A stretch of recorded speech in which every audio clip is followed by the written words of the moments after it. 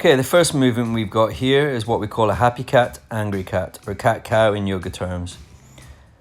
We will exhale as the thoracic spine pushes up towards the ceiling. Inhale as we lead with the hips and push extension to the lower spine. Keep working this movement. It's going to allow a bit of freedom in the spine and allow a lot more oxygen into the vertebrae along with fluids, minerals and vitamins. A very healthy movement before doing any session.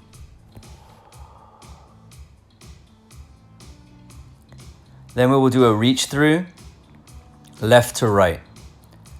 We inhale as we come onto our hands. We exhale as we reach through. The whole point of this movement is to try and get our shoulder flat on the floor and beyond the midline of our center. It's going to allow better mobility through the lower back, the QL and the obliques. It's going to free up a bit of freedom in the thoracic spine. An excellent movement, and I'd probably work this maybe 6 to 8 times each side before moving on to the next movement. As you can see here, the shoulder lays flat and goes beyond the midpoint. Pushing out, sliding my hand against the floor and reaching to the side. Now we're doing a more dynamic movement. And the way we do this is we inhale as we come up and then we exhale as we come down. Inhale, exhale.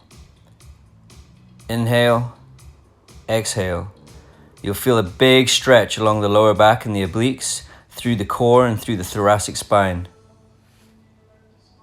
An excellent movement and starts to drive some blood, oxygen and mobility through the whole upper body. This is a hip opener. What I'm trying to do here is keep the back leg nice and stable.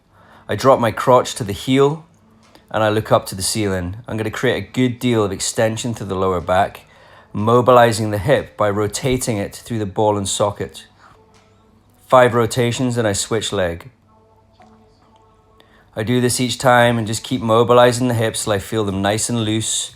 I start to warm them up, as you can see here. Pushing the crotch down and try to drive the knee beyond the toe line, creating better dorsiflexion of the ankles. Looking up the whole time to make sure that the shoulders aren't hunching forward. After this, we're going to do rotations.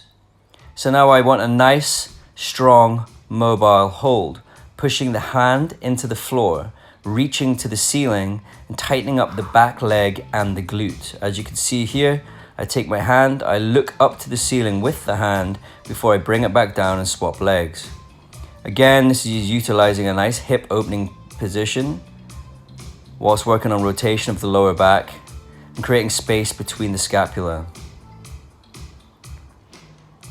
Do this again 6 to 8 times each side before we move on to the next position, the hamstring walk up. We want to keep the legs locked in here and we tiptoe up with locked quads. Once we get to the top, we shimmy back down, we drop the hips and we hold it for a couple seconds. Coming to the top for a few seconds and then back down again. You're going to feel a big stretch to the hamstrings, the glutes and the calves. This is exactly what we're looking for. It'll get the heart rate up and it'll get the blood pumping. After this, we're going to do some calves. And all I'm doing here is pulsing the calves out towards the floor, making sure that the heel doesn't touch the floor. If it does, you're probably too high. What you want to do is move back and aim to just reach an inch or 2 from the floor, creating the biggest stretch you can through the calf muscle. Now we're doing horse stance, which is a cross-sectional position, right arm forward, left leg back, and then vice versa. Hold that position, make it tight, point forward, point back.